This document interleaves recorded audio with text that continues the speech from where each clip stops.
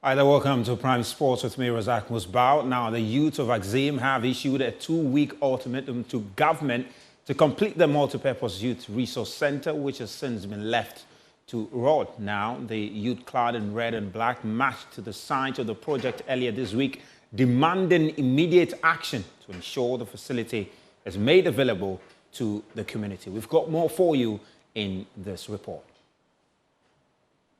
To the facility by the Chief Executive Officer of the National Youth Authority, Bukayo Saka, in March 2023. The project, which was 95% complete at the time, was due to be commissioned in April of same year. About a year later, beautiful edifice is still unused. Facility is now overgrown with weeds, with the field, seating areas and other facilities in complete disrepair.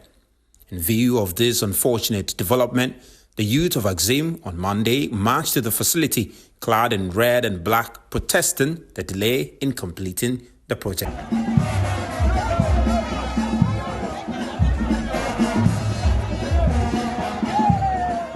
Speaking during the demonstration, leader of the Axim youth group, Jonas Kwabute, called for immediate action to prevent the facility from further decay and make it available for use by the community.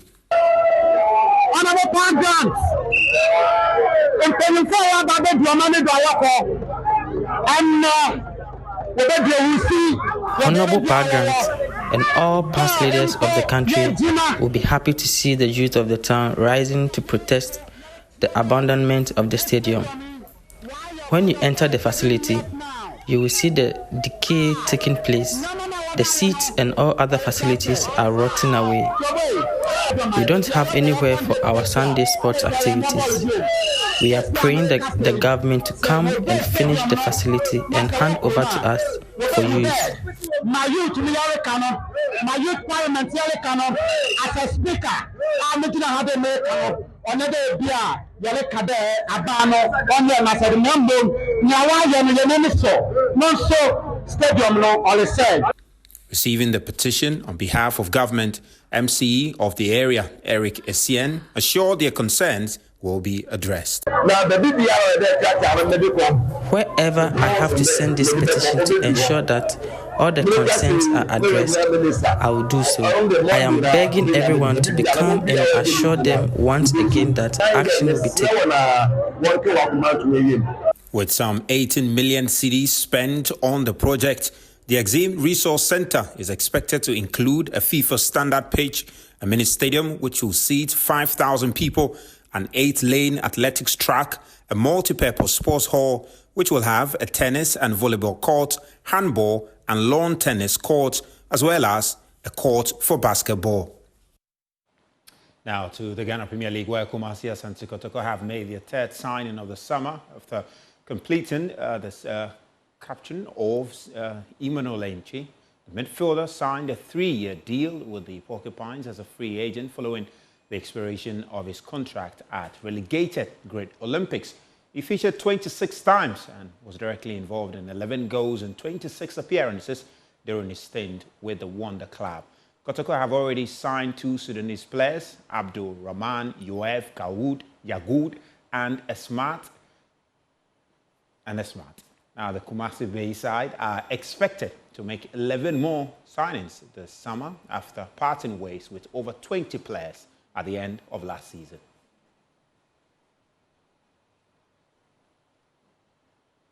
Now, it was all fun and excitement at the Medina Sports Complex in Accra on Saturday when all students of Bishop Herman College converged for the 2024 edition of the Buu Games. My colleague Kwame Benaya was there and came through with this report.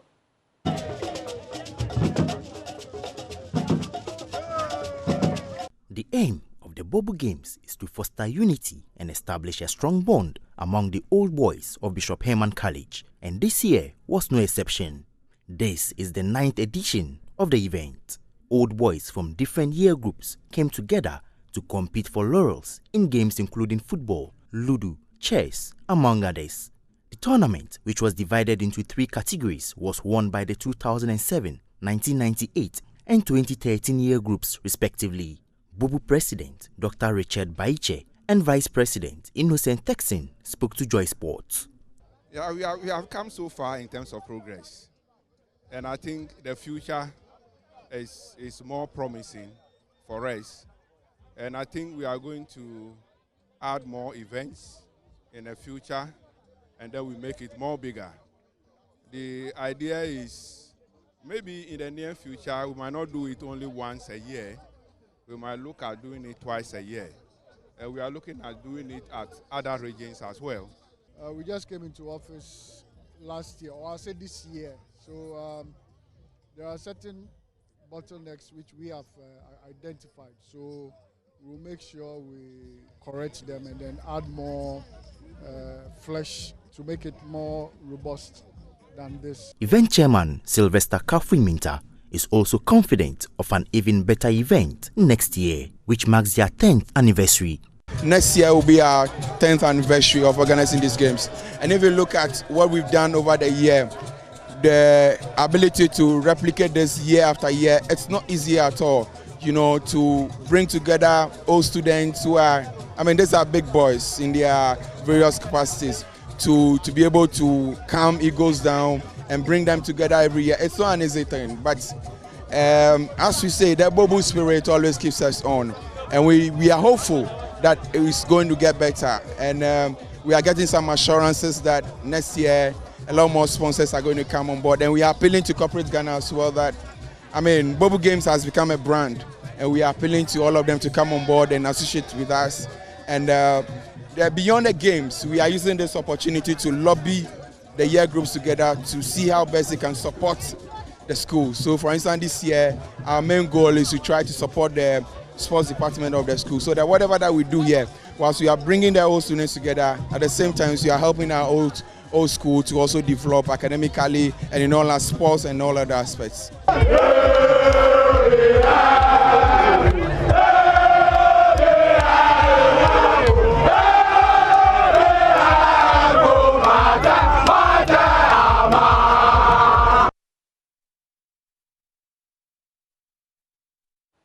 Now, ahead of the maiden edition of the Democracy Cup between Accra Heart of Oak and Kumasi Asante Kotoko, the organizers, along with the Speaker of Parliament, paid a courtesy call on the President, where they presented the trophy to him. Now, speaking at the event, the Speaker of Parliament emphasized the essence of the event, saying that there is need to promote peace with the match. This is meant to project the 30 years of the peaceful, stable, and uninterrupted parliamentary democracy, and to call on Ghanaians to cherish and protect the achievements in our governance history. The Democracy Cup, Your Excellency, is therefore an initiative of Parliament to commemorate the 30 years of parliamentary democracy in Ghana. Alban Bagben also used the occasion to preach peace ahead of the 2024 election. Objective, definitely, of the Democracy Cup is to leverage sports, particularly football, as a platform to involve our teeming youth in the 30th anniversary celebration and to get them to understand what this whole democracy is about.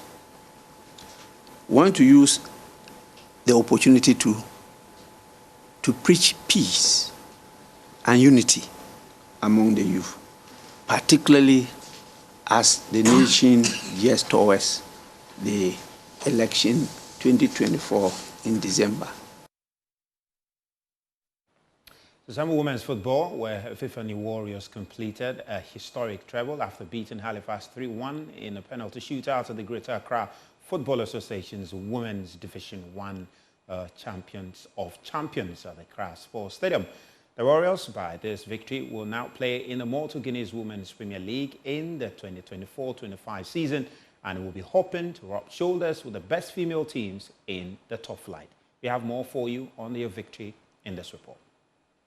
Halifax ladies took the lead in the 44th minute through Rita Doku with a perfectly placed shot. Epiphany Warriors fought hard to draw level in just 8 minutes after recess with an exquisite finish from Salma Sai Jibril. Despite both teams creating some decent chances, Neither side was able to convert as the game went straight into a penalty shootout after the referee's whistle blew for the end of regulation time. Epiphany was the first to miss their kick after substitute striker Letitia J failed to convert. Halifax ladies grabbed an early advantage but failed to convert any of their next 3 spot kicks in the shootout. Epiphany Warriors were officially crowned winners of the Gaffer Division 1 Champion of Champions for the 2nd consecutive season after captain Gifty Champon converted the 5th kick for her side. The win meant Warriors had completed a historic treble after winning their Division 1 group, the GFA Southern Zone Middle League, and the Gaffer Division 1 Champion of Champions. Very excited. It's a good feeling. For me, taking the finals 2 times, it's very, very amazing. I'm good. I feel very, very excited. Seriously, it was one of our dreams this season to be able to take all the 3, and by God's grace, we are able to achieve it, and so we thank God. We thank God. Nothing but the best. I always say Epiphany is coming all out to the Premiership, and we are coming. We take match after match, and we are not going to disappoint our fans. We hope to meet you in the next season. That's the Premier side, and we are going to still deliver to you, make you happy, and make you enjoy football.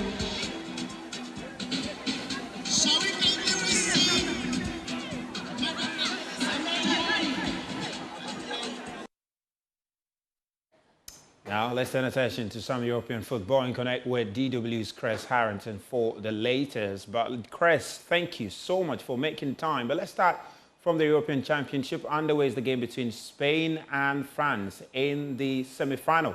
Well, Spain, of course, are ahead 2-1. But even earlier in the week, on the weekend though, it was Germany who were knocked out by Spain. And Toni Kroos, he did officially announce his retirement following that loss. And some fans have been reacting to it. What can you share with us on that?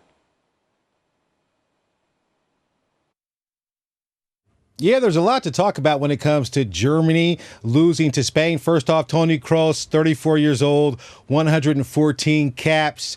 You know, he gave it his all. If you recall, this was a very physical match. Toni Kroos specifically was trying to bring some pain to Spain during this one. He kept it really brief in a post to Instagram following the match, saying, "So that's it. Thank you to everyone accepting me and how and who I am." You know, Toni Kroos has won everything under the sun. Some people call him the underrated one, but I disagree. You know, he's won the World Cup in 2014. He's won a host of titles, mostly with Real Madrid, and CR7 was his teammate, you know, back in his running days as well. 6 Champions Leagues, 4 Spanish League titles, 3 Bundesliga titles. He's won everything under the sun. And, you know, what I do like what he said also, last but not least, thank you, football, you beautiful game, and you're welcome. Over and out. So, you know, there's a lot of speculation that Manuel Neuer as well will retire, but that has not been official like Toni Kroos. He made that clear before the tournament actually started. Now, as far as all these calls during this match, right now, over 300,000 people have signed a petition.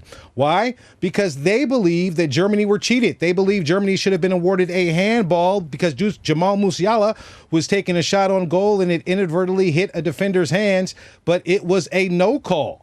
And you have to keep in mind, Spain's inside the box, a penalty. The game was tied 1-1 at this point, and maybe that penalty would have been converted, giving Germany the advantage. A lot of heat on referee Anthony Taylor. You know, he's the individual that did not think it was a handball, and the VAR also concurred with his opinion. And right now, you know, Germany's disgruntled over that. You know, I think it's very unlikely that UEFA will do anything in terms of this petition. You know, Spain has already moved forward and Germany's left behind. You know, I think it's a good effort, but, you know, I think they'll get no reward, you know, for all of these signatures they've gathered thus far. And as far as the future, Julian Nagelsmann, you have to give him a lot of credit, taking over a team that has disappointed at major tournaments. Well, they look to be one of the favorites in this tournament. And he believed specifically that not only does the results hurt, But having to wait 2 years to become world champions, that hurts as well. So that speaks to the level of confidence that Germany is moving forward with. You know, we did see some performances. Kai Havertz, maybe not the best performance in front. He did score a goal, but he did have a lot of misses against Spain. You know, but I do think the confidence that Germany has right now moving forward, we have so many days between now and the World Cup. You know, we'll have to see if this confidence can carry over. But all in all, there's no reason to think that Germany has taken a step backwards. I think despite losing to Spain, still one of the favorites in the European Championships, Germany has progressed, and a lot of credit goes to Julian Nagelsmann. Interesting there, but Chris, let's also talk about England. Of course, they've got a game tomorrow against the Netherlands in the semi-final. But in that quarter-final game, you know, against Switzerland, it was Bukayo Saka, the Nigerian Bukayo Saka. He really did impress, and he's also spoken about redemption, especially after converting that penalty in the shootout victory over Switzerland. What's your thoughts on that? Yeah, just a wonderful story with Saka. You know, 22 years old. The last European Championship, he, among two other players, were one of three that missed a penalty at Wembley in 2021, Marcus Rashford and Jadon Sancho, and they received a lot of racial abuse following those misses. I mean, there was heavily covered in international media, a lot of the racial hatred they received. Well, Saka, who's played himself up, he's taken several penalties. In this particular match, he won man of the match. He scored a goal to level the score, and he converted a penalty. You know, I think it's a story of retribution, a story of payback. And after the match, Saka chimed in. He said, you can fail once, but you have a choice whether you put yourself in that position again or not. I'm a guy who's going to put myself in that position. I believed in myself. He talked about how happy he was, talked about how his family were watching. They were very nervous as well. I mentioned Jadon Sancho, one of the penalty missers at the previous European Championships. He chimed in as well, saying, thank you, Saka. That's not only for me, it's for Marcus as well.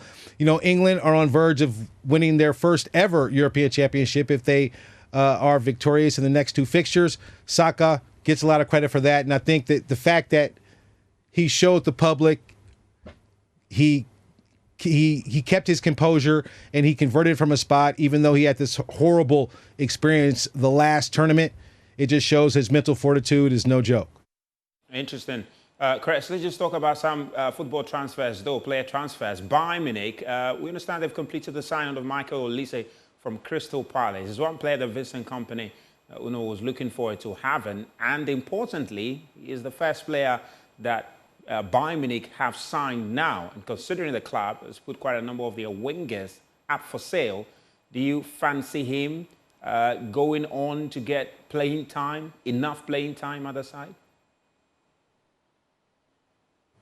Yeah, you have to like the 22-year-old Olise. You know, 5-year contract, $45 million. He has $5 million add-ons. I think some teams were a bit disappointed that he decided to go with Vincent Kompany.